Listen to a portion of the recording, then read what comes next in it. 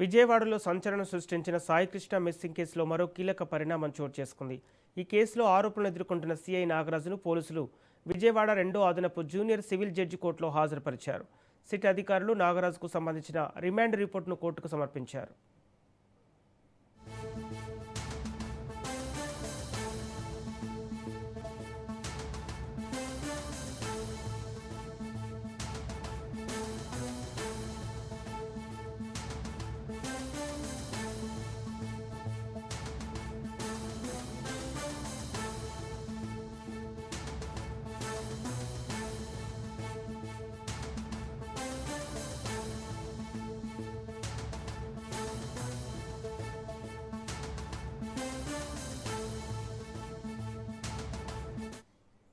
విజయవాడలో సంచలనం సృష్టించిన సాయికృష్ణ మిస్సింగ్ కేసులో మరో కీలక పరిణామం చోటు చేసుకుంది.